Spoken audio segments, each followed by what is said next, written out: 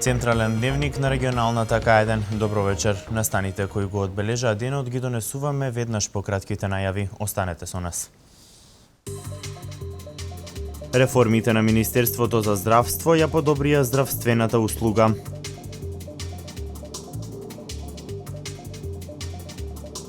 Советот на општина Велес со 22 гласа за донесе одлука за еднократен отпис на долгови кон ЕВН. Поради голема искористеност на теренот, ќе се реновира помошното фудбалско игралиште.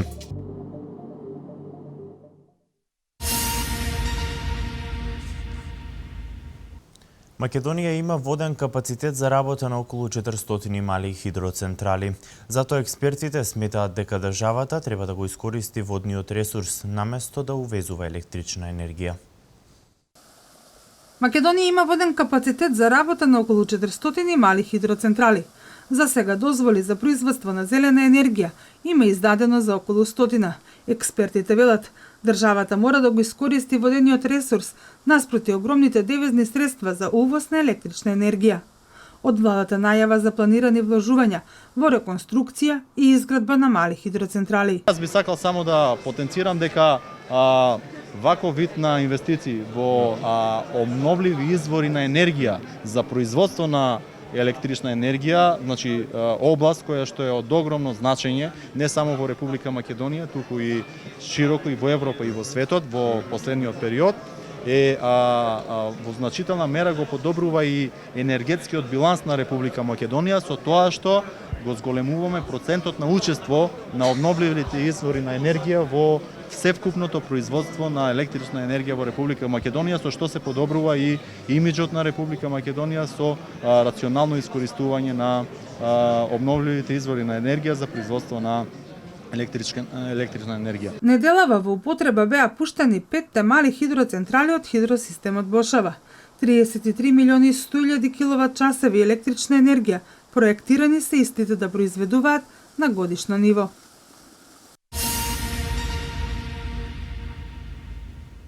Македонија доживува инфраструктурна градежна експанзија. Последните инфраструктурни инвестиции во земјава овозможуваат ангажман на 3000 работници.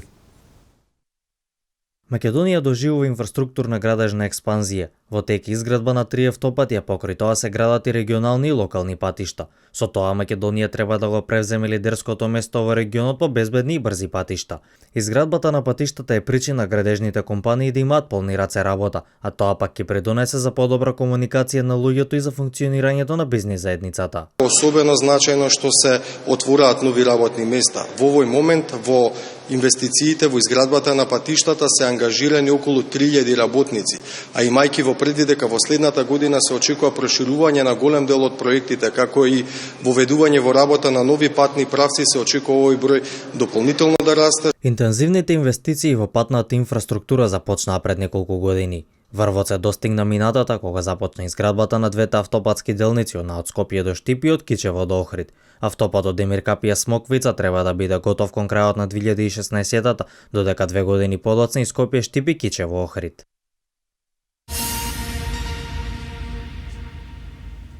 Според податоците на Државниот завод за статистика, во септември е зголемен бројот на работници во индустријата за 1,2% во однос на истиот период лани. Намалување на бројот на работници има во секторот рударство и вадење камен. Државниот завод за статистика објави дека бројот на работници во индустријата во септември е зголемен за 1,2% во однос на истиот период лани. Во секторот преработувачка индустрија има пораст од 1,6%, додека во секторот во снабдување со електрична енергија, газ, парија и климатизација за 0,4%. Намалување на бројот на работници има во секторот рударство и вадење камен за 2,8%. Бројот на работниците е зголемен кај интермедијарните производи, освен енергија за 0,5% и капитални производи за 16,8%, додека опаѓање кај трајни производи за широка потрошувачка за 0,6%, нетрајни производи за широка потрошувачка за 0,8% и енергија за 1,7%, според главните индустријски групи.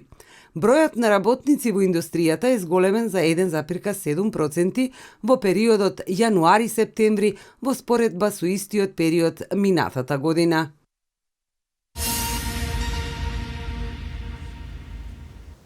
За сите актуелни проекти и случувања во општина Неготино, градоначалникот Ванчо Апостолов вечерва говори во емисијата Отворено за со колешката Дијана Иванова.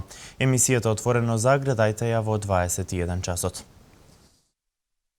Минатата недела владата по предлог на владата на Република Македонија до Собранието на Република Македонија беше одобрен кредитот од Deutsche Bank и Erste Bank од 90 милиони евра, каде што ќе се гради примарна гасификација, а ние како Неготино, бидејќи сме на коридорот 10 на само 2 километри, ќе постапиме веднаш после тоа, односно со изградба на секундарната гасификација, односно гасификација на домаќинствата и стопанството, односно сите индустријски капацитети во град Неготино, кои во моментот се отворени и кои понатаму ќе бидат отворени во самите индустријски зони во Неготино, и според тоа сметам дека Република Македонија, а и Неготино ќе добие еден ефтин енергенс, како за домаќинствата, така за стопанството, каде што стопанството наше ќе биде поконкурентно, односно на светскиот пазар и на домашниот ќе излегува со многу поконкурентни цени. И со тоа знаеме дека бенефитите ќе ги добијат сите граѓани на Република Македонија, а тоа е раст на самото производство и изголемување на бруто домашниот производ.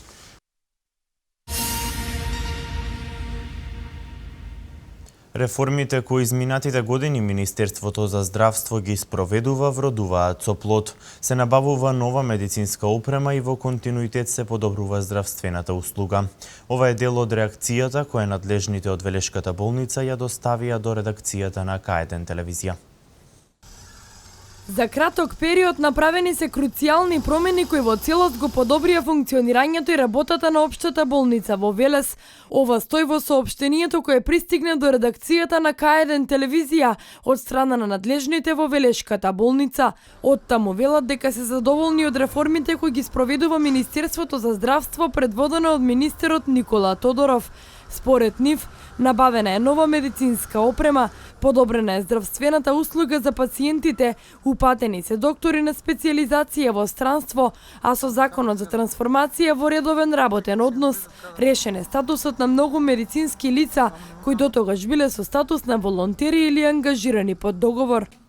Во овој период извршена е целосна реконструкција на одделението за физикална медицина и рехабилитација и за истото е набавена нова опрема, набавка на компјутерски томограф на одделението за радиодиагностика, набавка на дигитален мамограф од страна на Министерството за здравство и истиот е во фаза на монтирање, реконструирани во целост на следните одделенија: одделение за хирушки болести, одделение за детски болести, одделение за акушерство и одделение за интерни болести. Со воведувањето на системот Мој термин од Велешката болница известуваат дека е намален метежот и редиците на чекање во амбулантите. Постигната е брза и едноставна евиденција на пациентите за градење на електронски здравствен картон. Со заштедата од централизираната набавка на 353 лекови која изнесува 250 милиони денари, а која ја спроведуваше Министерството за здравство, министерот одлучи дел од заштедата да се вложи во инвестирање на комплетна реконструкција на инфективното одделение при општата болница Велес, зграда која е стара повеќе од 30 години. Предвидено е исто така и реконструкција на главната зграда на болницата, на која ќе се постави термоизолациона фасада и нови термоизолациони прозорци и врати, како и поставување на систем за централен довод на гасови, набавка на нов апарат за анестезија, ендоскопски столб за урологија и нов интервентен гастроскоп. За подобрување на здравствените услуги, стои во соопштението, вработен е нов кадар, односно 16 доктори кои се упатени на специјализација, 2 специјалисти, 12 здравствени работници, како и здравствени соработници и помошно-технички персонал. Наведено е дека доказ за добрата работа се податоците од Министерството за здравство добиени врз основа на избалансиран приказ на постигнувањата, според кој општата болница Велес се наоѓа помеѓу 5 најуспешни болници за 2013 година. Ваквата динамика и реформи од Министерството за здравство предводено од министерот Тодоров мора да продолжи, стои во соопштението.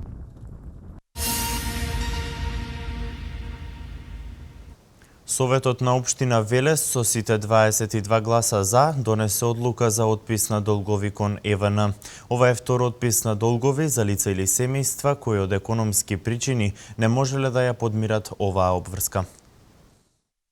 Советот на општина Велес едногласно донесе одлука за еднократен отпис на долгови кон ЕВН, кои се по основ на комунална такса за користење и одржување на јавно осветлување. 79.000 денари изнесува долгот на 51 лице или семејство од Велес, кои од економски причини не можеле да ја подмират оваа обврска. Висината кај сите е различна. Најмалата отпишана сума е 200 денари, додека најголемата е 5100. Инаку, ова е втор пат да се отпишуваат долгови на овој начин. Пред 4 месеци отпис имаше за 81 лице, а вкупната вредност тогаш беше 235.000 денари.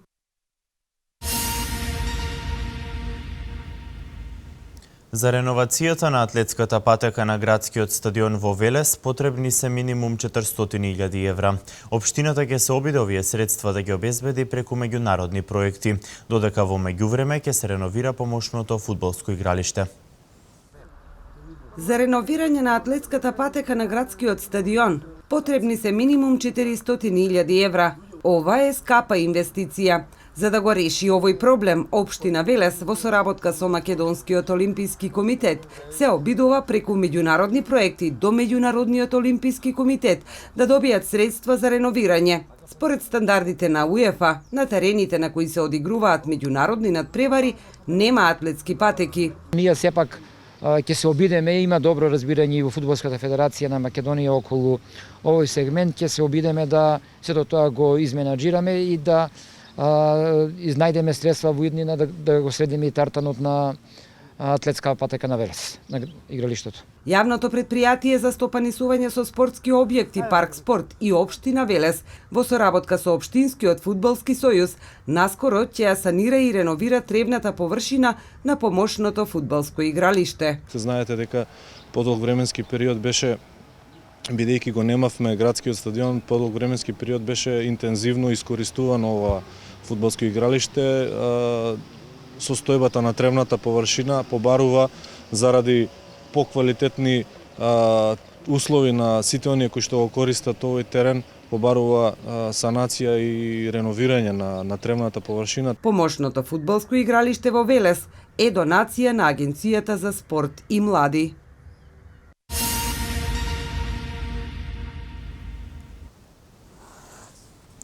Во рамки на работната посета на Италија, председателот Иванов оствари средба со папата Франциск. Издадени нови 5179 барања за азил. Вестите од Македонија. Председателот на Република Македонија Ѓорѓе Иванов во рамки на официјалната посета на државата Ватикан денеска имаше аудиенција ке поглаварот на Римокатоличката црква папата Франциск. За време на 40-минутната тет-а-тет средба договориле тајните архиви на Ватикан да бидат отворени за нашите истражувачи, разговарали за актуелната состојба со мигрантите и бегалците и за начинот на кој досега се реагираше за да се излезе во пресрет на сите тие луѓе. Станало збори за прашањето за името и од каде потекнуваат сите блокади за државата и отворени прашања. По аудиенцијата шефот на македонската држава оствари средба со државниот секретар на Светиот престол, кардиналот Пјетро Паролин.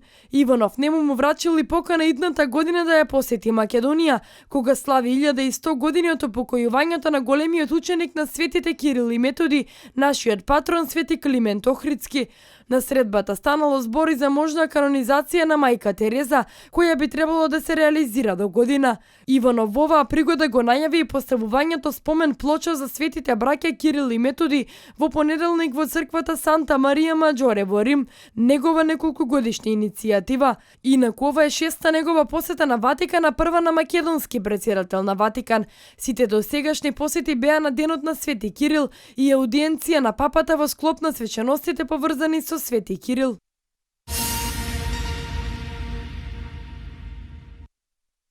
На 5179 странски државјани во последните 24 часа им се издадени потврди за искажана намера за поднесување барања за признавање право на азил. Од нив 2415 се машки, 943 женски, 1647 деца кои го придружуваат носителот на потврдата и 174 деца кои патуваат без родител. Според државјанството на лицата на кои им се издадени потврди, најбројни се државјаните на Сирија 3060, Авганистан 1417, Ирак 467, додека другите се во помал број. Во периодот од 19 јуни до денес се издадени потврди за барање на азил на вкупно 197.989 странски државјани, од кои 121.429 машки, 28.642 женски, 38.679 деца кои го придружуваат носителот на потврдата и 9.239 деца кои патуваат без родител. Според државјанството, најбројни се државјаните на Сирија, Авганистан, Ирак, Пакистан, Иран, Палестина, Сомалија.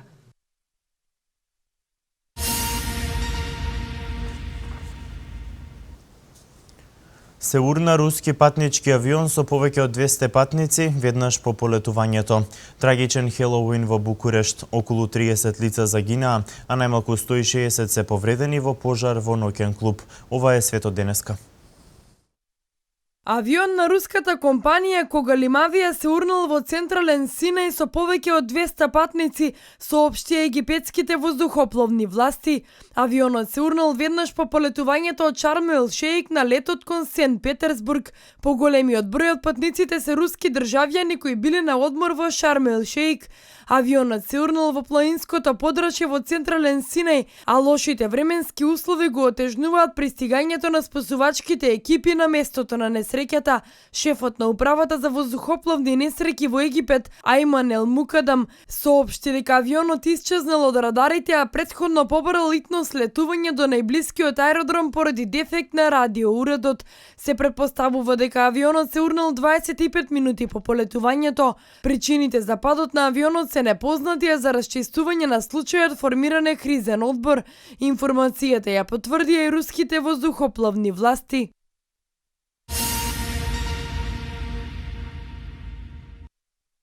Околу 30 лица загинаа, а најмалку 160 се повредени во пожар во ноќен клуб во Букурешт. Според Романското министерство за внатрешни работи, ова е една од најголемите несреќи во Букурешт во последните неколку децении. Оттаму известуваат дека 25 лица од повредените се во критична состојба, а на концертот на романска хеви метал група присуствувале околу 400 млади. Пожарот бил предизвикан од пиротехнички средства. Огнот прво зафатил еден столб, а потоа и таванот на објектот. По избувнувањето на пожарот настанало стампедо. Идентификацијата на лицата се одвива отежнато, бидејќи голем број од жртвите во трагедијата не носеле лични документи.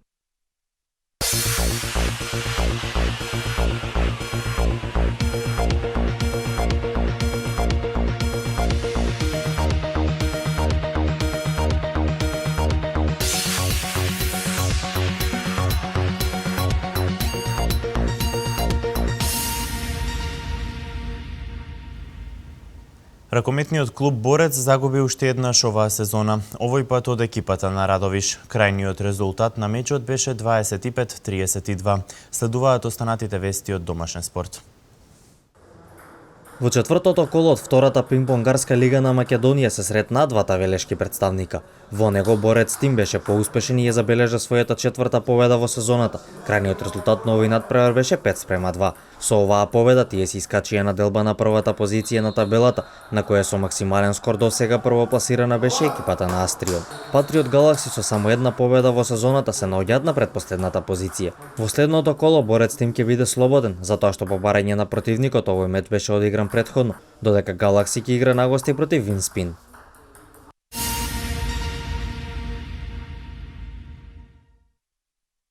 Машката одбојкарска репрезентација на Македонија ги дозна своите ривали за квалификацијскиот циклус за пласман на Европското првенство што следната година ќе се одржи во Полска.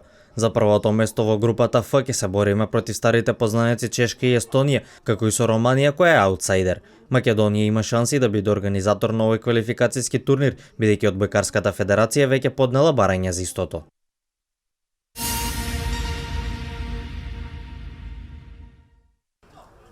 На градскиот стадион се одигра уште еден надпревар од втората фудбалска лига. Поради лошиот терен на кој настапува екипата на Евромилк, тие и надпреварот од 10-тото коло против Љубанци го одиграа во Велес. Надпреварот заврши со минимална победа на Љубанци од 1:0, а единствениот погодок на мечот го постигна Крстевски во 45-та минута. Со оваа победа Љубанци се искачи на втората позиција на табелата со 16 бодови, 4 помалку од првопласираната Македонија Ѓорче Петров.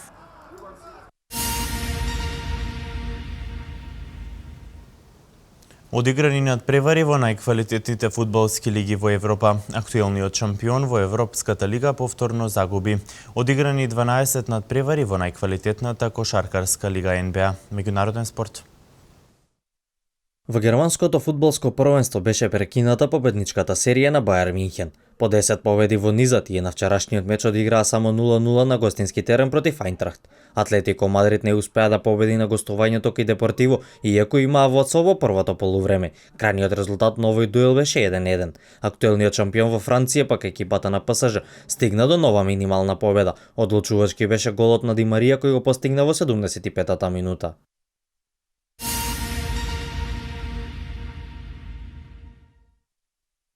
Актуелниот кошаркарски шампион во Евролигата Реал Мадрид загуби уште еднаш оваа сезона. Овој пат поуспешно од нив беше екипата на Фенербахче во која настапува и македонскиот репрезентативец Перо Антич. Тој во победата на неговиот тим од 77:66 постигна 8 поени. И екипата на Уникаха во која настапува натурализираниот македонец Хендрикс триумфираше во третото коло против Дарушафака. Хендрикс постигна 10 поени, а крајниот резултат на мечот беше 81:69. Во останатите надпревари Кимки Црвена звезда 91:53, Бајерн Страсбур 76:61, Зелена Гора Локомотив 75:83 и Милан Олимпијакос 66:71.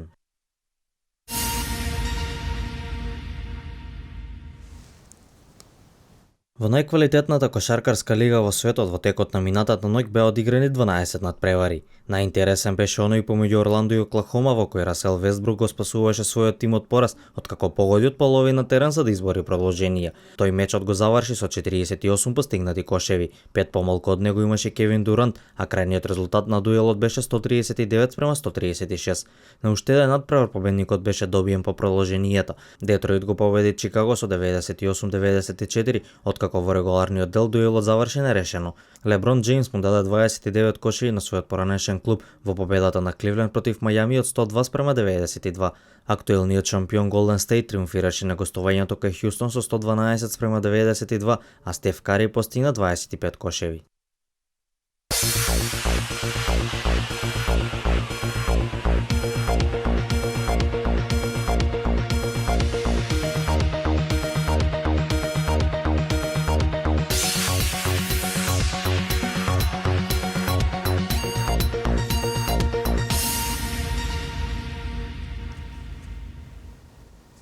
Сончево и топло време имавме денес, а какво време не очекува утре дознаваме од деталната временска прогноза. Да ја погледнеме.